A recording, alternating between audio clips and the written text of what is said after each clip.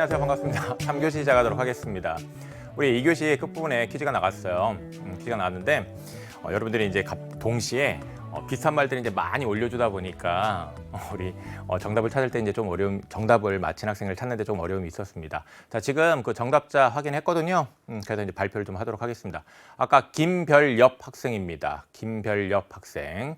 그 다음에 김별은 학생입니다. 김별은 학생. 그래서 이제 이 두 학생, 우리 아까 강의 끝나는 부분에 안내된 이메일 주소 있죠? 그 이메일 주소로 아이디랑 이름 알려주십시오. 자, 여기 한번 다시 나오네요. ebsi@ebs.co.kr. 자, 이 주소로 알려주면 상품을 보내드리도록 하겠습니다. 자, 그리고 이번 시간의 퀴즈는 지난 시간처럼 이렇게 아주 좀 뒤쪽은 아니고요. 좀 중간 부분에 있으니까 여러분도 집중해가지고 이번엔 꼭 상품 받기 바랍니다. 네, 좋습니다. 자, 그러면 이번 시간 이제 시작을 해 보도록 하겠는데 이번 시간에도 역시 상품 있잖아요. 그래서 이제 상품 소개 또 할게요. 왜냐하면 또 매 시간 또 처음 들어온 학생들이 있으니까 상품 요 이벤트 소개를 좀 하면 네, 옆 스터디 플래너 있고요. 네, 그 다음에 텀블러 있고요. 네, 그렇습니다. 그 다음에 펭수 스티커 어딨나? 여기 펭수 스티커 있습니다. 네, 이렇게 선물 나갑니다. 우리 아깝게 이 상품을 못 받는 학생들이 있는데 이번 시간엔 또 좀 꼭 받기를 바라요. 네, 자, 그러면 강의 시작을 해 보도록 하겠습니다. 자, 이 그림이 있어요. 이게 뭐지? 라는 생각을 할 텐데요. 이 그림으로 이번 시간에 좀 시작을 해볼게요. 이거는 비트겐슈타인이라는 그 유명한 철학자가 있습니다. 평가원 수능 시험에도 이제 나온 철학자인데 이 비트겐슈타인이 제시한 그림이에요. 이 그림 여러분 뭘로 보여요? 이 그림? 이걸요, 오리라고 생각을 하고 보면 이게 눈에 탁 오리라고 들어올 거예요. 그쵸? 근데 갈매기랑 비슷하죠. 네, 오리나 갈매기나 좋아요. 자, 그 다음에 여기 이거를 토끼라고 딱 내 머리로 개념 짓고 보면 토끼로 보여요. 그러니까 무슨 말이냐면 이게 보이는 것이 내가 개념적으로 이걸 오리라고 생각하고 보면 오리로 좀 더 확실하게 보이고 이걸 개념적으로 내가 토끼다라고 생각하고 보면 토끼로 딱 보입니다. 네, 토끼, 오리 의견이 양분돼 있는데, 네, 설마 독수리? 설마 독수리는 아니고 좋아요. 자, 그러면 여기서 이제 그럼 선생님이 이제 하고 싶은 말은 결국 무슨 말이냐면 우리가 이 바라보고 인식하는 것이 어떤 우리가 개념을 규정짓는, 즉 우리가 쉽게 얘기하면 마음 먹는 것에 따라 좀 달라진다는 얘기입니다. 이 얘기 왜 하는 걸까요? 국어 비문학 어려운 학생들 많잖아요. 그렇죠? 네, 분명히 어려운 지점들이 있어요. 근데 그 어려운 것에 대해서도 우리가 이건 내가 잘할 수 있는 거야 라고 개념 짓고 접근을 하면 훨씬 더 잘하게 된다는 얘기예요. 오늘 우리 이번 주에 이제 이 라이브 특강 국어가 이제 선생님이 이번 시간 이제 마지막 시간이기 때문에 이제 여러분에게 좀 당부하는 말로 좀 시작을 해 보도록 하겠습니다. 네, 이렇게 우리 마음을 제대로 먹고요. 열심히 하자라는 거예요. 이번 시간 또 열심히 달려봐야 되겠죠. 자, 우리 융합 세트에 대한 얘기를 할 거예요. 이 융합 세트는요, 특징이 먼저 얘기를 하면 가장 딱 눈에 두드러지게 보이는 특징은 길어요. 길어요. 문단이 6개, 7개, 심지어 8개 나온 것도 본 적 있어요. 물론 그건 이제 평가원 시험은 아니었지만 아주 길어요. 네, 그러면 그 길다라는 것 관련해서 우리가 이제 신경 써야 되는 건 뭐냐면 그 긴 거를 내가 집중력을 흐트러뜨리지 않고 읽을 수 있어야 된다. 그러면 내가 이 융합 지문과 관련해서 이제 여러분이 연습해야 된다고 먼저 처음으로 강조한 건 뭐냐면 집중력을 잃지 않는 연습을 평상시에 공부할 때도 하는 것. 그거 체크해야 됩니다. 융합 지문 읽다가 딴 데 가면 안 돼요. 휴대폰 보면 안 돼요. 알겠어요? 컴퓨터로 딴 거 하면 안 돼요. 알겠죠? 네, 그 다음에 자, 이게 세부적인 이제 내용을 좀 보면 인문과 과학의 융합이 최근에 좀 많이 여러 차례 나왔고요. 그다음에 인문 예술의 융합도 최근에 이제 출제된 적이 있습니다. 그다음에 이제 그 전에는 과학이랑 예술의 영역이 조금 자주 나왔었어요. 자, 이렇게 영역 간 융합되는 지문이 출제되기도 하고, 그다음에 한 영역 안에서 사회예요, 이거. 사회라는 영역 안에서 이렇게 융합되어 출제되기도 하고, 그다음에 이거는 여기 보면 인문이라는 영역 안에서 철학과 역사가 또 엮여서 출제되기도 하고, 이렇게 영역 안에서 제재 간의 융합이 이루어질 수도 있습니다. 그러면 이렇게 영역 간의 융합, 한 영역 안에서의 제재 간의 융합, 이런 식으로 이제 융합이 이루어진다라는 것인데, 문제가 어떻게 출제가 되냐면, 일단 지문이 긴 상태에서 6문항이 나오는데 평가원 기출을 보면 첫 번째 문제가 거의 전개 방식에 관한 문항으로 고정돼 있어요. 그래서 이거는 여러분이 이제 보는 모의고사도 마찬가지예요. 이제 전국연합 학력평가도 첫 번째 문항은 이 융합 세트인 경우에는 전개 방식으로 고정돼 있을 거예요. 그 다음에 두 번째 문항은 세부 정보 이해하는 문항으로 또 고정돼 있어요, 거의. 그리고 여기에다가 하나 덧붙이면 어떤 문항이 또 나오냐면 밑줄 문제가 또 하나 나와요. 대부분. 요거는 이제 나오기도 하고 안 나올 수도 있는데 어쨌든 대부분 나와요. 그러면 이 얘기를 여기서 이제 하는 이유는 뭐냐면, 여기서 하는 이유는 지문이 길잖아요. 그 기니까 그거를 내가 한번 집중해가지고 처음부터 끝까지 쭉 읽어내야 되는데, 그 한 번 읽을 때, 한 번 읽고 나서 이 문제들의 정답이 거의 찾아져 있어야 돼. 알겠습니까? 특히 세부 정보 이해하는 문제는 당연히 찾아져 있어야 되고요. 읽으면서 풀어야 되고요. 그 다음에 전개 방식에 관한 이 문제의 정답도 이걸 읽으면서 답은 고르지 않았다 하더라도 다 읽자마자 첫 번째 문제를 보는 순간 어떤 1, 2, 3, 4 중에 한 번호가 내가 답이야 라고 막 손 흔드는 게 보여야 돼요. 그걸 답을 금방 체크하고 가야 돼요. 알겠죠? 그리고 밑줄 친 문제는 이거는 결국은 글의 그 맥락과 관련된 내용이기 때문에 독해 전에 출제해서 빠르게 확인한 다음에 그 맥락을 짚어놔서 거의 정답을 파악해 놔야 돼요. 자, 이런 훈련을 할 수 있게끔 이제 선생님이 그 7법칙이라든가 수능 특강에서 굉장히 이런 것들을 훈련할 수 있게끔 강조를 많이 했어요. 그래서 이런 것들을 좀 훈련을 해서 최대한 이 문항들을 빠르게 해결하는 게 융합에서는 굉장히 중요합니다. 그래야 시간을 벌어요. 내가 시간이 모자르지 않아요. 알겠죠? 사실 이렇게 시간이 쫓기게 되면 좀 당황하고 그래요. 그러니까 선생님도 사실 2교시 때 끝날 때 이게 50분 안에 끝내야 되는데 생방송이잖아요. 이거를 뭐 녹화를 하는 거라면 중간에 끊고 뭐 다시 설명하고 하면 되지만 그게 안 되잖아요. 그러니까 이게 시간이 막 그냥 부족한데 그러다 보면 이 설명 자체도 막 급하게 하다 보면 이게 말이 꼬이게 되고 실수하게 되거든요.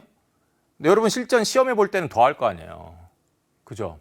그리고 선생님은 어떤 것도 봤냐면 이게 시간이 너무 급박하다 보니까 한 학생이 이제 시험을 보는데 시간이 너무 조금 남은 거야. 근데 너무 긴장을 했는지 이제 그 거의 끝날 무렵에 이제 그 정말 짧은 시간 동안 답안지 마킹을 하는데 답안지 마킹을 막 해요. 빨리 하다가 이게 시간이 임박해서 답안지 마킹하면 여러분 손 떨리는 거 알아요?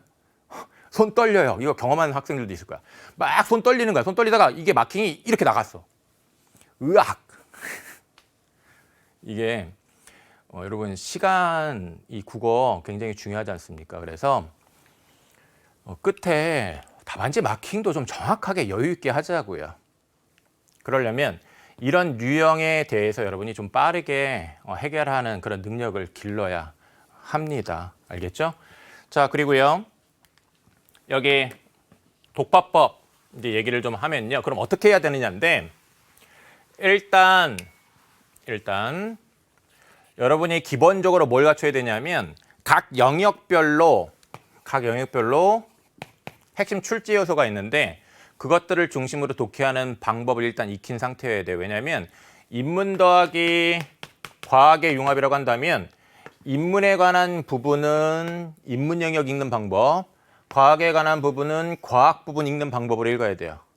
그러니까 여기는 특히 개념과 견해 주장에 관한 정보를 중요하게 여겨야 되고 그 다음에 여기는 특히 개념과 원리 방법, 생명과학 지문이라고 한다면 어떤 과정이라든가 구성 요소의 기능 역할에 관한 정보를 중요하게 여겨야 되는 거예요. 이렇게 각 영역별로 읽는 방법을 적용을 하면 됩니다. 그리고 이렇게 융합되어 있는 문제는 결국은 또 각 영역에 관한 이 영역에 관한 특징을 나타내는 문제가 또 출제가 돼요. 그래서 인문이라고 한다면 인문과 관련해서 어떤 개념을 잘 이해했는지 개념장을 이해했는지 나오고 그다음에 과학이라고 한다면 또 역시 요 과학에 관한 문제가 나옵니다. 알겠죠? 그러니까 각 영역별로 그런 문제를 읽는 방법, 그다음에 이제 문제 해결에 필요한 방법을 잘 익히는 것이 중요하고 그다음에 지문 읽기 전에 독해하기 전에요. 1번 문제 전개 방식에 관한 문제예요. 요 전개 방식에 관한 문제에 핵심 어구를 좀 반드시 짚어놓고 그다음에 그 1번 문제의 핵심 어구와 관련하여 그 핵심 어구와 관련하여 문단별로 어떤 내용이 나오는지 그걸 좀 파악을 해야 되는데 이때 하나 놓치지 말 것 중심화제부터 좀 먼저 파악을 꼭 해요. 그래서 중심화제를 파악을 하고 이 중심화제와 관련하여 문단별로 핵심 내용이 어떤 것이 나오는지를 파악하는 읽기 연습을 해줘야 되겠습니다. 이렇게 읽을 줄 알면요. 1번 문제 답은요. 지금 딱 다 읽자마자 어느 한 선택지 1, 2, 3, 4, 5 중에 하나가 나야 나 이렇게 하고 있습니다. 답 빨리 체크하고 넘어가면 돼요. 그럼 그에 따라서 시간 역시 벌 수 있습니다. 그리고 2번 문제 이거 세부정보 확인하는 문제인데 세부정보 확인하는 문제도 역시 선택지 앞부분 중심으로 훑어서 반복되는 말이라든가 지칭어라든가 그다음에 용어 요런 말 중심으로 여러분 체크를 하고 그와 관련 있는 핵심적인 말들 자 읽으면서 주목해서 답을 빠르게 골라놔야 됩니다. 알겠죠? 이게 융합에서는 굉장히 중요해요. 안 그러면 이 융합 지문 읽는데 시간도 너무 오래 걸리는데 문제 푸는 것까지 오래 걸리면 이거는 진짜 이게 나중에 끝에 시간에 쫓겨가지고 답이 없어요. 그러니까 이 융합 세트는 특히 이제 시간과 관련해서 이제 여러분들이 신경을 좀 많이 써야 된다는 걸 강조한 겁니다. 자, 그러면 지금 이제 융합 세트 함께 볼 건데 첫 번째 문제 내용 전개 방식 문제입니다. 그러면 어떻게 해야 되느냐? 이렇게 특히 앞부분에 있는 말들 이런 것들을 여러분들이 주목을 해줘야 됩니다. 좀 더 이제 이게 능숙해지면 뒤쪽에서 뒤쪽에 있는 요 말들까지도 이제 함께 보면 되는데 일단은 적어도 요 앞에 있는 말들을 좀 체크를 하세요. 요 앞에 있는 말들. 이렇게 앞부분에 나와 있는 말들. 알겠어요? 자, 이렇게 체크를 해놓고 그 다음에 이제 독해를 할 때 그래 중심화제를 짚고 중심화제와 관련하여 문단별로 어떤 내용이 제시가 되어 있는지를 파악하는 읽기를 하세요. 그렇게 읽으면 이 앞부분만 딱 보더라도 즉 앞부분에 요 체크해 놓은 말 있죠? 지문 다 읽은 다음에 요 체크해 놓은 말만 딱 보더라도 나는 이미 중심화제와 관련한 문단별 내용을 파악한 상태이기 때문에 하나가 딱 답이 그냥 보이는 경우가 많아요.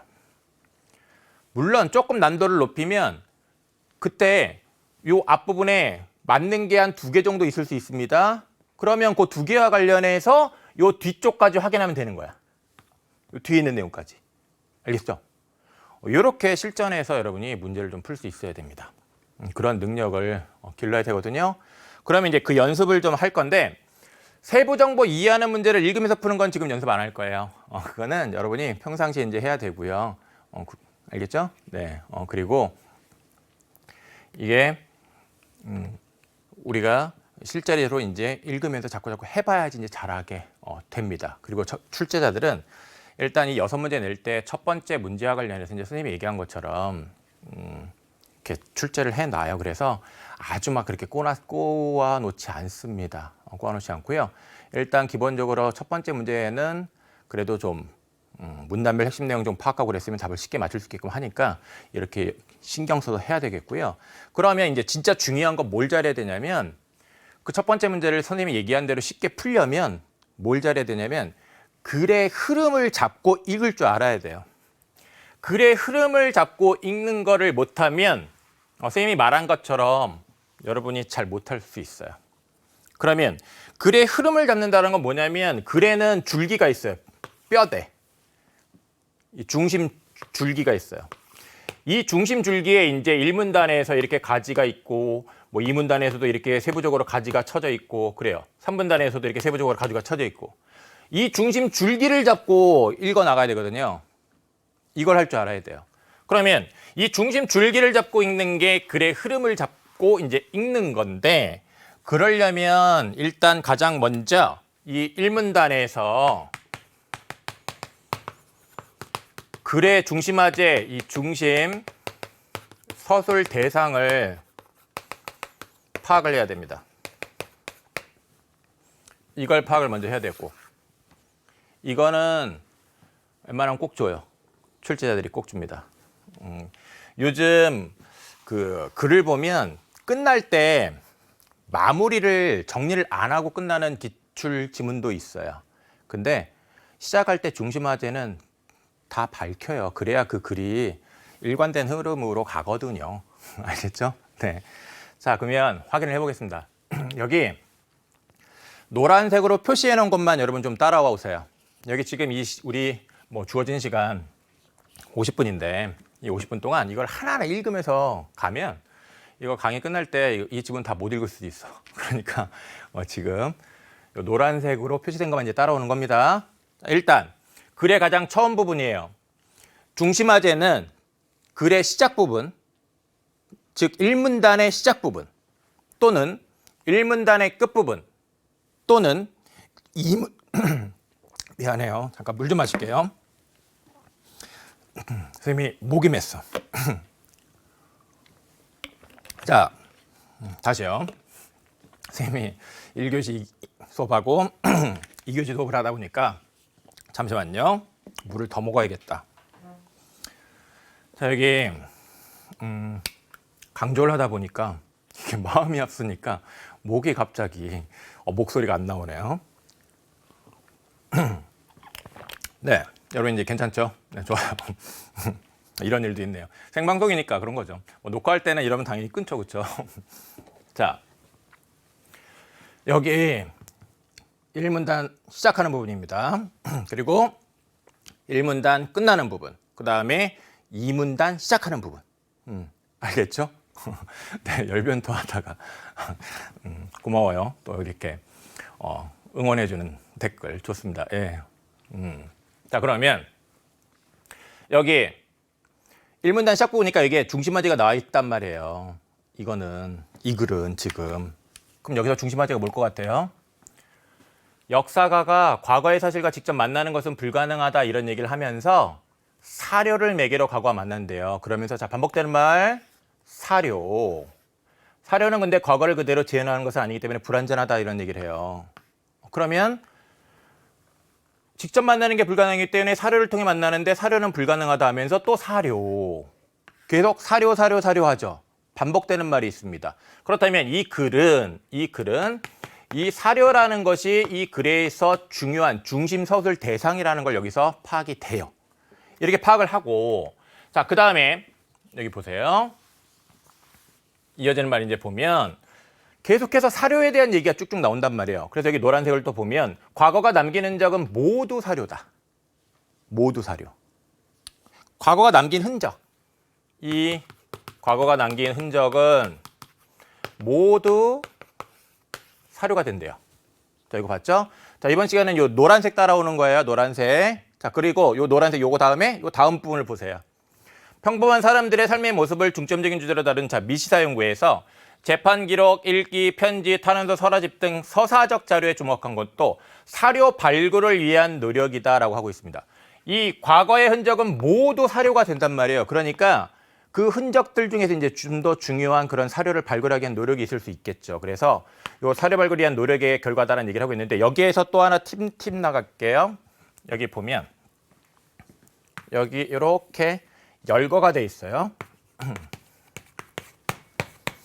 열거가 돼 있고 그 다음에 여기 작은 따옴표로 묶여 있는 말이 보여요. 이거 작은 따옴표로 묶여 있는 말 보이죠? 네. 여기 작은 따옴표로 묶여 있으면 뭐라고요? 이거 나 개념 있는 말이에요 라고 하고 있습니다. 그러면 이 개념을 지금 열거를 통해서 설명하고 있는 거예요. 자, 이렇게 개념을 열거를 통해서 설명하면 이 열거된 거 반드시 문제 나와요. 이거 기출에 굉장히 여러 번 있어요. 선생님이 기출을 여러 차례 이제 그 분석하면서 요거 공통점 찾아낸 거거든요. 이거 팁으로 좀 알고 가세요. 그러면 문제에 재판 기록, 일기, 편지, 탄원서, 서랍 이런 것들 중에 해당 뭐가 하나 나올 거야. 알겠어요? 아니면 두 개가 나오든 하여튼. 요 패턴 기억합니다. 개념 더하기 열거 패턴은 요거 문제에 나온다. 이거 기억하고 그 다음에 이제 이 문단을 보겠습니다. 이 문단을 이제 봤더니 사료 발굴과 관련하여 이제 이 사료와 관련해서 시각 매체의 확장에 대한 얘기를 해요.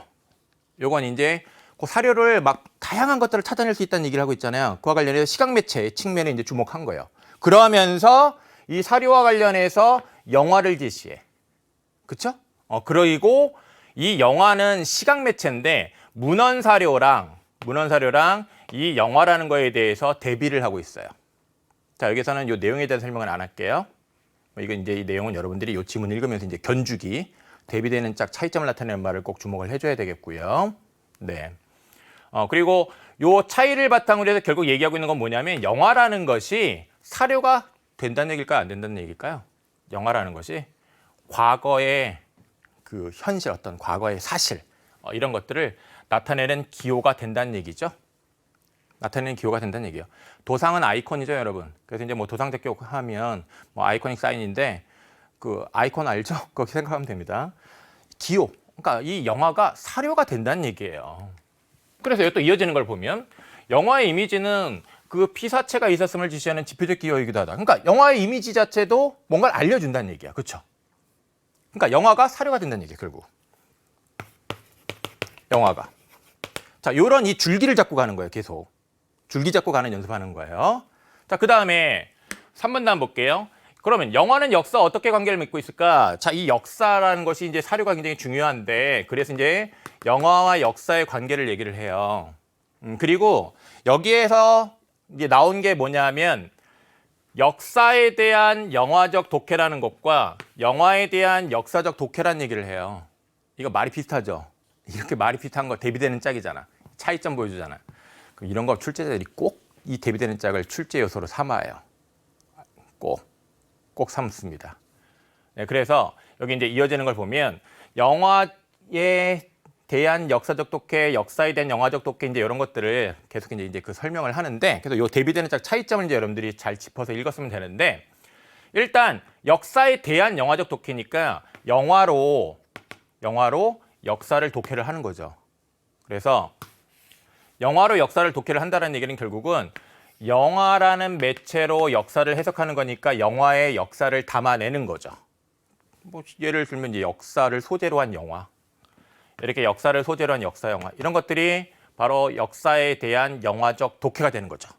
그리고 이런 역사를 소재로 한 역사 영화에 굉장히 고증에 충실한 개연적 역사 소설 방식을 사용할 수도 있고, 그러니까 즉 과거의 그 역사적인 사실을 그 영화에 있는 그대로, 거의 그대로 담아내는 거죠. 그게 바로 이제 개연적이다라고 한다면 있을 법하다가 개연이니까 그럼 과거랑 똑같이 그렇게 있을 법한 일을 영화에 담아내는 거예요. 그리고 아니면 좀 허구의 얘기, 허구적인 얘기를 많이 더해서 상상적인 또 역사 소설을 할 수도 있는 것이고. 그래서 영화가 역사를 담아낼 수 있다.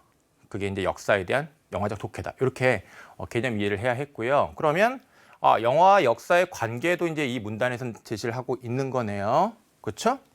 그러면 또 이어진 걸 이제 보면 이번에는 바로 뭐겠습니까? 역사에 대한 영화적 독해를 봤으니까 이번에는 영화에 대한 역사적 독해를 봐야 되겠죠?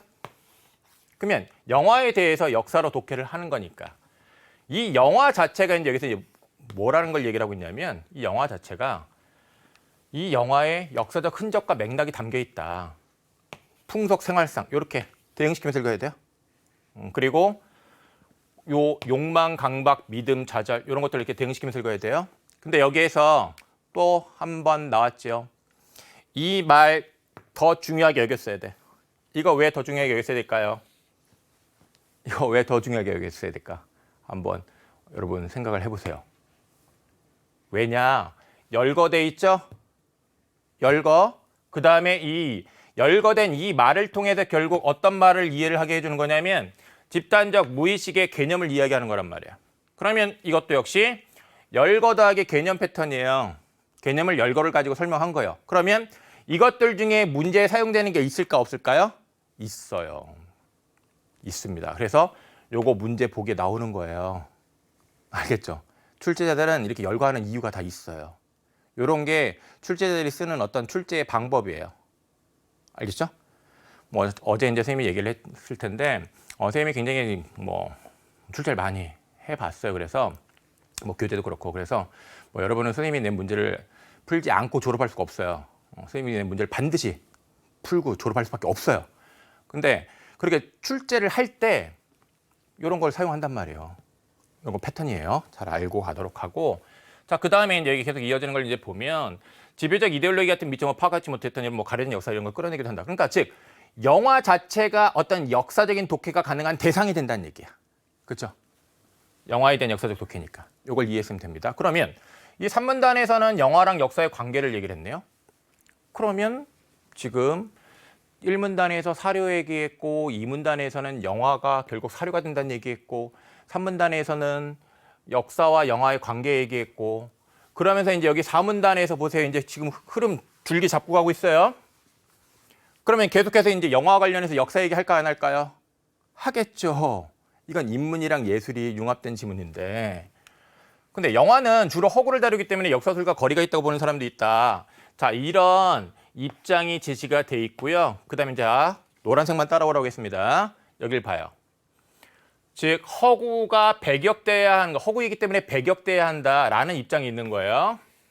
근데 여기에 지금 아니라고 했어. 아니다.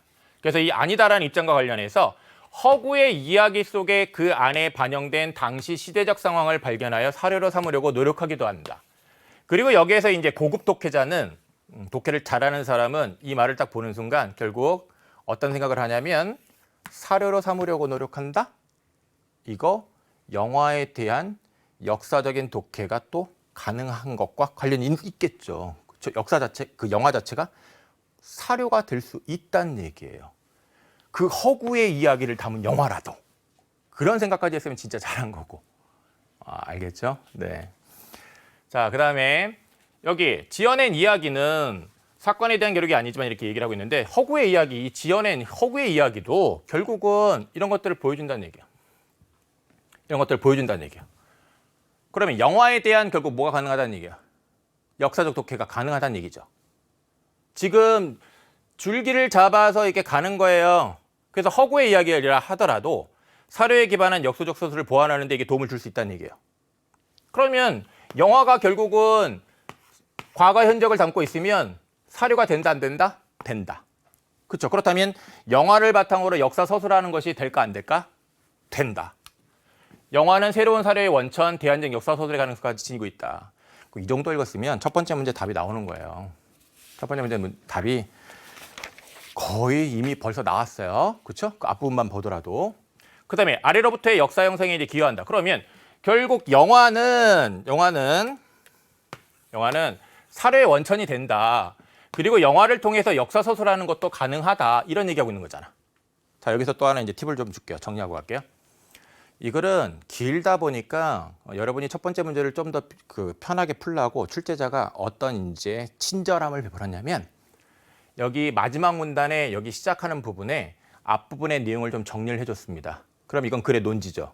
그럼 이러한 논지는 당연히 1번 문제 정답이에요. 그래서 여기서 이제 정리한 걸 보면 영화가 결국은 사료의 원천, 사료의 원천이 된다는 얘기하고 있고 역사 서술의 가능성도 갖고 있다는 얘기하고 있어요. 이게 이제 앞에 내용을 요약을 한 거예요.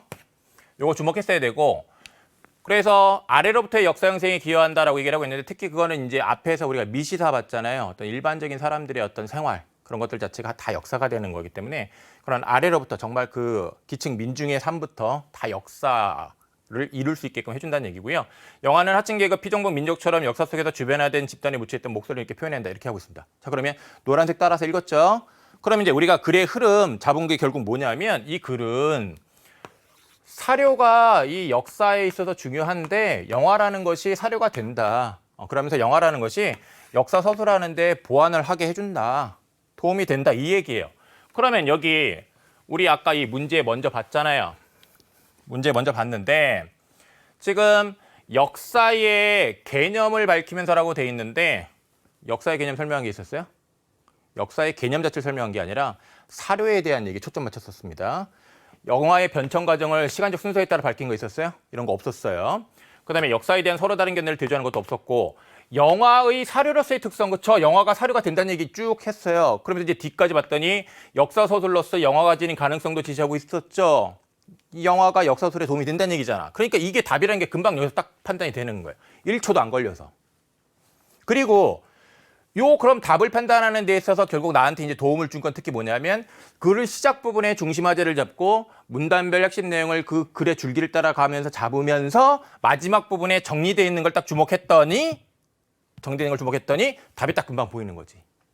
알겠죠? 그래서 요런 첫 번째 문제 이렇게 답을 금방 골라야 됩니다. 다양한 영화의 유형별 장단점 분석하는 것도 이거 앞부분만 보고도 이거 아니야 라고 금방 판단되는 거죠. 그렇죠? 네. 요 문제의 난도를 좀 높이면 앞부분만 봤을 때 2개 정도 남아요.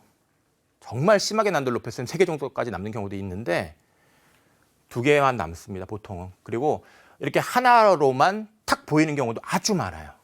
답을 빨리 골라야 되겠습니다. 자, 그러면 정리를 할게요. 우리가 중심화제 파악했고, 그리고 문단별 핵심 내용 파악했고, 그 다음에 글의 마지막 문단에서 글의 논지와 관련하여 정리되어 있는 내용 주목했어요. 그러면 결국은 지문의 중심화제, 문단별 핵심 내용, 논지에 관한 내용을 잘 파악한 거기 때문에 답을 금방 고른다. 빨리 고르는 게 중요하다. 알겠죠? 이게 융합의 굉장히 중요한 포인트고요. 알겠죠? 그 다음에 자, 여기 문제도 보면 우리 아까 문제 풀면서 선생님이 이제 팁을 준 것들이 있는데 일단 여기 마르텐 게르의 이 귀향이라는 이 영화 관련해서 이제 여러분들이 어떤 생각을 했어야 되냐면 이거는 지금 당시 사건의 정황과 생활상에 관한 고증을 맡은 그러니까 즉 이게 이 당시의 이야기를 정말 철저하게 고증해서 있는 그대로 보여준 영화예요. 그러면 요거와 관련해서 이제 뒷부분까지 읽었을 때 이 영화가 개연적 역사소설 방식을 사용한 것이라는 것, 그거 지문이랑 대응시켜서 생각을 했으면 정말 잘한 거고요. 그 다음에 이제 또 하나 이제 여기 팁과 관련해서 사건에 관한 재판 기록. 이거 딱 보는 순간. 이거 뭐랑 관련이 있어요? 지문에 열거를 통해서 개념 설명한 패턴이 있었어요. 그쵸? 이거 미시사와 관련해서, 그쵸? 우리 지문의 이제 시작 부분이었습니다. 그 지문의 앞부분에서 이제 이걸 설명을 해놨었는데 1문단의 끝부분에 이 재판 기록은 서사적 자료다. 서사적 자료다.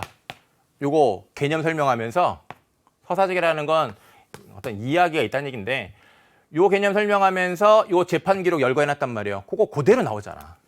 이게 문제. 그래서 그런 것들을 처음 읽을 때부터 짚어놓으면 문제 풀이 시간이 단축이 돼요. 왜냐면 그거는 열거된 거 하나이기 때문에 놓치면 내가 찾기 위해서 지문 다시 읽어야 되거든요. 그러면 안 되는 겁니다. 알겠죠? 네, 그리고요. 여기 영화 요거 하나가 있는데 저기 1993년에 이 마르텐 기르의 귀향을 가지고 재구성한 영화가 있었어요. 서머스비라고. 근데 요거는 허구적이에요. 그럼 요 2개가 대비가 되는 거 파악했어야 되겠죠? 그리고 이제 이 대비에 대해서 자, 다음 볼게요. 여기를 좀 보세요. 자, 2개의 대비되는 차이점을 딱 정리를 해놨어요. 정리를 해놨는데 전자는 그대로 복원했단 말이에요. 그렇죠? 이거는 그렇다면 어떤 개연적인 역사소설 방식을 좀 사용을 한 거고요. 그 다음에 이 후자 같은 경우에는 허구적인 얘기가 이제 많아요. 그렇죠? 허구적인 얘기가 이제 제시가 되어 있는 건데 근데 여기 또 중요한 건 이거지. 욕망. 이 욕망과 관련해서 또 열거되면서 이 욕망 열거하면서 설명한 개념이 뭐였어요? 집단적 무의식이었잖아. 이것도 열거 더하기 개념 패턴에 해당되는 거였잖아요. 그렇죠? 그래서 이 열거 더하기 개념 패턴에 해당되는 걸로 이 욕망이랑 그 재판 기록, 서사적 자료 그 2가지를 여기서 짚어냈어야 돼요. 보기 읽을 때 이렇게 딱딱 대응시키는 읽기를 했어야 되는 겁니다. 알겠죠?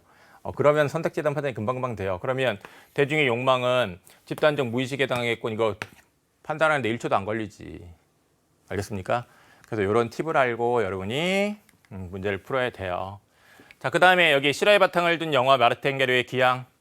요거 서머스비에서는 영화에 대한 역사적 독해를 시도하기 어렵겠군. 이거 판단해 보세요. 적절합니까? 적절하지 않습니까? O예요, X예요. 자, 요거는 어떻습니까? 지금 이거 5예요? 네, 5죠. 요거는 5가 아니라 요거는 이게 답이죠. X죠. 그쵸? 답이니까 X죠. 나 답이죠. 이거를 5죠. 이렇게 말을 해버렸어요. 마음이 없어가지고. 자, 여기 마르탱겔의 기항을 가공의 인물과 사건을 지고한 서머스핏에서 영화에 대한 역사적 도를 시도하기 어렵겠다고 했는데 허구적 이야기더라도 이 글에서는 이 영화에 대해서 역사적 독해가 가능하다는 얘기를 했어요. 이런 역사적 독해를 통해서 대중의 욕망 이런 것들을 찾아낸다고 했었지. 그렇다면 이런 역사적 독해를 시도하기 어렵겠군이라고 얘기하면 안 되는 거죠. 적절하지 않은 거죠. 그래서 요 적절하지 않은 거 찾는 문제라서 요게 이제 답인 거고요. 판단 잘 했죠. 네. 자, 그다음에 여기 5번을 보면 마르탱겔에 기항한 16세기 프랑스 농촌의 평범한 사람들의 삶의 모습을 서사적 자료에 근거해 다뤘다는 점에서 이게 서사적 자료가 여기 딱 나온 거에 대해서 금방 적절하다고 판단했어야 되는데 이걸 적절하다고 금방 판단을 하려면 내가 글을 처음 독해할 때부터 재판 기록이 서사적 자료에 해당된다라는 걸 그 열거다기 개념 패턴을 유의해서 그 지문의 앞부분에서부터 미리 주목해 놨어야 돼요. 그렇죠? 그렇게 주목해 놨으면 이거에 대해서 금방 동그라미로 판단을 합니다. 그렇죠? 네.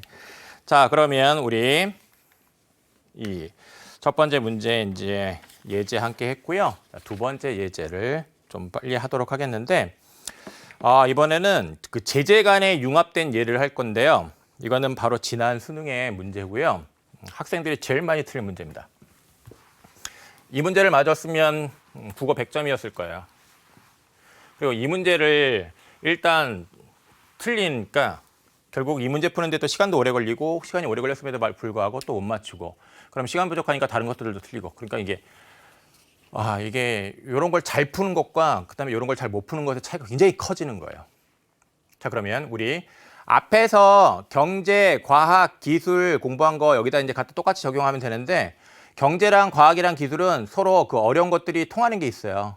자, 그러면 문제 보기 전에 이 표를 딱 보는 순간 먼저 뭐 해야 돼요? 먼저 뭐 해야 됩니까? 항목 봐야지. 그렇죠? 항목. 그리고 이 항목이 이렇게 나뉘어져 있다는 것도 빠르게 그냥 확인하면 돼요. 그렇죠? 빠르게 확인하면 됩니다.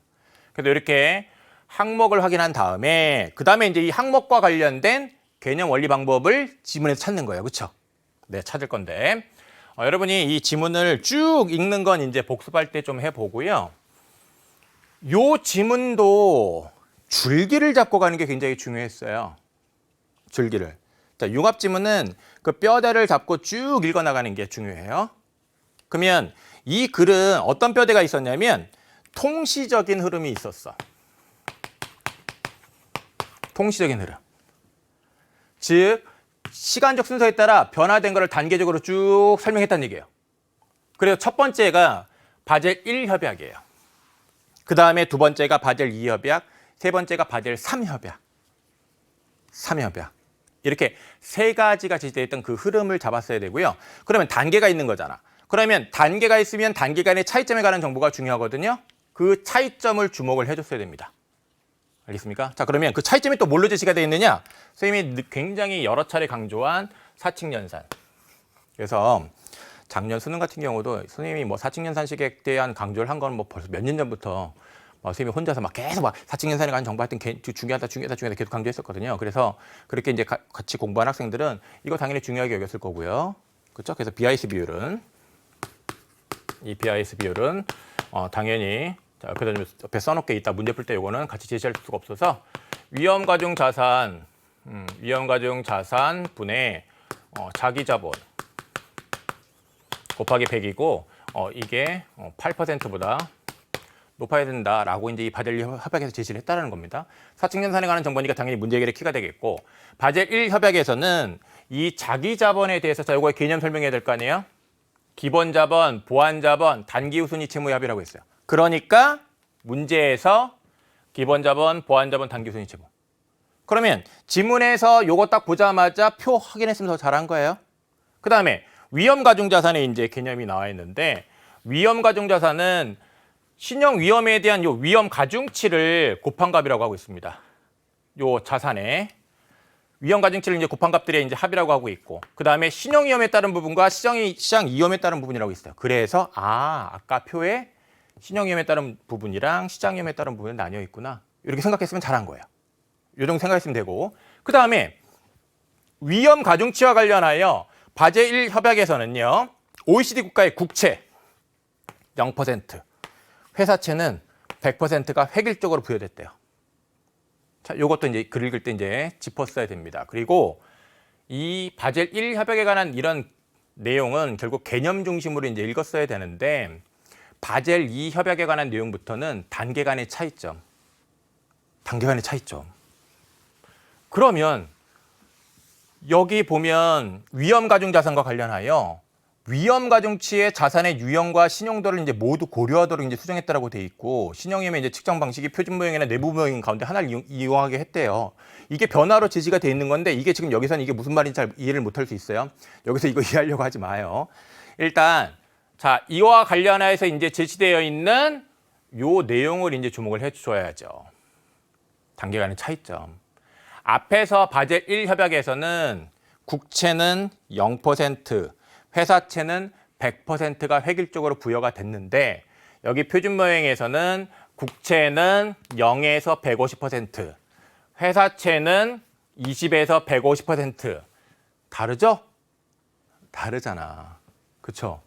이 차이점을 주목하라고요. 알겠습니까? 그리고 위험 가중치니까 신용도가 높을수록 낮게 부과하겠죠. 그래서 이런 내용을 지문에서 여러분이 주목을 하라고요. 그래서 신용도가 높을수록 위험 가중치를 낮게 부과한다. 그리고 이제 이거를 잘 이해를 하라고 이 원리 방법을 이렇게 설명을 한 다음에, 이 원리 방법을 지금 사례를 들어 설명하고 있는 거예요. 그래서 회사채 예를 들고 있는데, 이게 100억 원이면 신용 위험 가중치가 이제 20%라고 한다면 이거 두 개를 곱하란 얘기잖아. 그래서 두 개를 곱하면 위험 가중치가, 자, 위험 가중자산에서 그 회사채는 위험 가중치가 20%니까 100억 원 곱하기 20%니까 20억 원으로 계산된다. 그래서 이런 원리 방법을 사례를 통해서 잘 이해하라고 또 줬어요. 이게 이제 표준 모형이야. 그러면 이렇게 원리 방법 더하기 사례를 표준 모형으로 줬으면 이거 출제해도 될까 안 될까? 되는 거예요. 쌤이 얘기했잖아요. 개념 더하기 이 계사 패턴이랑 원리 방법 더하기 사례 패턴, 이 원사 패턴이랑 이거는 있으면 무조건 문제 해결의 키가 되는 거예요. 그러니까 표준 모형에 관한 내용이 문제 해결에 꼭 필요할 수밖에 없다. 이거를 독해할 때부터 알았어야 돼. 자, 그 다음에 이제 계속 보면 이번에는 이제 바젤 3 협약이에요. 이 바젤 3 협약이 이번에 계속 이제 이 내용과 관련해서 어떤 변화가 있었다고 얘기를 하냐면, 자기 자본에서 단기 후순위 채무가 제외된대. 아까 자기 자본에 기본 자본, 보완 자본, 단기 후순위 채무 이렇게 세 가지 있었잖아요. 그 중에 맨 끝에 있는 단기 후순위 채무가 제외되는 거야. 이거 변화, 단계 간의 차이점. 알겠죠? 네, 단계 간의 차이점. 그 다음에 위험 가중 자산에 대한 기본 자본의 비율이 최소 6%가 되게 보완하여라고 되는데, 자기 자본에 그러면 뭐랑 뭐가 남아요? 기본 자본이랑, 그 다음에 요거는 정리를 하면, 자기 자본은 정리하면 이건 기본 자본 더하기 보완 자본이란 말이에요. 그러면 요 기본 자본 더하기 보완 자본인데, 요 위험 가중 자산 분의 기본 자본, 위험 가중 자산 분의 요 기본 자본의 비율이 최소 6%가 되게 보완하는 거예요. 그러면 요거의 비율이 최소 6% 이상이 돼야 되니까, 이게 7%면 요 보완 자본은 1%만 돼도 요 조건 충족하는 거네요. 그렇죠? 네. 이거 이해했습니까? 이거 이해해야 되는데. 이거 이해해야 됩니다, 여러분. 자, 그러면 우리가 이제 여기서 묻겠습니다. 여기서 퀴즈 내보도록 하겠습니다. 자, 여기 바젤 3 협약 설명을 했습니다. 여기 위험 가중 자산 대비 보완 자본이 2%보다 요 위험 가중 상분의 요 보완 자본의 비율이 2%보다 작아도 비율 규제를 준수할 수 있습니다. 비율 규제를 준수할 수 있다는 얘기는 8% 이상이 될 수 있다는 얘기예요. 그 이유는 뭘까요? 그 이유는 뭐겠습니까? 바젤 3 협약에서는, 그쵸? 네. 그 이유 때문에 요 위험가중자산분의 보완자본의 비율이 1%만 되더라도 결국은 요 비율 구조를 맞출 수 있어요. 그렇죠? 자, 요거에 대한 답을 빨리 적어 주시고요. 네. 그리고 자, 여러분 저 잘 이해했을 거라는 생각을 하고 다음으로 또 한번 넘어가 보도록 하겠습니다. 자, 그러면 우리가 이런 단계 간의 차이점에 이제 주목을 해가지고요. 결국은 정보를 잘 이해를 했고요. 그렇다면 문제의 답을 잘 고를 수가 있습니다. 자, 여기 볼게요. 보기, 갑은행이 어느 해 말에 발표한 자기자본 및 위험가중자산이 이제 아래 표와 같다라고 했고요. OECD 국가예요. 그리고 OECD 국가의 국채와 회사채만을 자산으로 보유했고요. 그다음에 바젤 2 협약의 표준 모형에 따를 수밖에 없어요. 왜냐하면 아까 이 표준 모형에 따른 원리 방법을 사례랑 같이 설명했었잖아요. 그러니까 그건 무조건 출제 요소가 된다고요. 그래서 이 BIS 비율을 산출하여 공시했다고 하고 있고요. 회사채에 반영된 위험 가중치는 50%입니다. 50%. 그러면 자, 여기 이제 표를 보도록 하겠습니다. 자, 선택지에 대한 판단을 하도록 하겠는데, 자, 여기 1번 선택지 판단해 봅시다. 1번 선택지 판단을 해보면 갑은행이 공시한 BIS 비율은 바젤위원회가 제시한 규제 비율을 상회하겠군이라고 되는데, 이거 간단한 산수가 필요해요. 그렇죠? 간단한 산수가 필요한데 자기 자본 구해야죠. 50 더하기 20 더하기 40 하면 어떻게 됩니까? 110억 원입니다. 그 다음에 이제 여기 위험가중자산은 여기 다 더하면 1000억 원입니다. 그렇죠? 그러면 BIC 비율은 요 위험가중자산분의 자기자본 곱하기 100입니다. 그렇다면 1000억 원 분의 110억 원이니까 11%네요. 그럼 11%가 나오니까 BIC 비율은 8%보다 훨씬 높죠? 그러니까 상회하겠군, 넘어가겠군. 맞아요. 동그라미를 판단했죠. 자, 2번 어때요? 갑은행이 보여주기는 회사채 위험가중치가 20%였다면 BIS 비율은 공시된 비율보다 높았겠군이라고 하고 있는데 이런 걸 잘 풀어야 돼요. 지금 우리 보기에 따르면 이 회사채 위험가중치는 얼마라고 했죠? 50%라고 했습니다. 그럼 50%가 반영되어 나온 값이 300억 원이에요. 그러면 실제 자산은 얼마일까요? 이 회사채는 실제로는 600억 원이겠죠. 실제로는 600억 원인데 여기에 50%가 반영돼서 300억 원으로 나온 거잖아요. 그러면 가중치가 20%였다면 어떻게 되죠? 20%였다면 요 300억 원이 아니라 요 값이 300억 원이 아니라 120억 원이 되겠지. 그죠? 20%니까. 그러면 결국은 여기에 이 분모값이 어떻게 되는 거예요? 분모값이 작아지겠지. 그쵸? 분모값이 작아지면 당연히 이 BIS 비율 이 값은 커지겠죠. 그쵸? 그러면 공시된 비율보다 요 높았겠군이라는 것은 적절합니까? 안 적절합니까? 높았겠군, 적절하죠. 그쵸? 여기 그래서 요 분모값이 이렇게 작아지니까 높아진다. 이런 원리를 사칙연산에 기반해서 여러분 이해하는 걸 잘해야 되는 거예요. 자, 그 다음에 3번도 이제 보면요. 갑은행이 보유 중인 국채의 실제 규모가 회사채의 실제 규모보다 컸다면 위험가중치는 국채가 회사채보다 이제 낮았겠군이라고 하고 있는데 여기 이 국채의 실제 규모가 회사채의 실제 규모보다 컸다. 그러면 이 실제 규모가 요 회사채보다 요 600억 원보다 훨씬 컸다라는 거잖아요. 600억 원보다 훨씬 더 많았다는 얘기잖아요. 그렇죠? 그러면 이런 경우 예를 들어서 이제 국채를 1000억 원이라고 합시다. 그리고 위험가중치를 30%라고 합시다.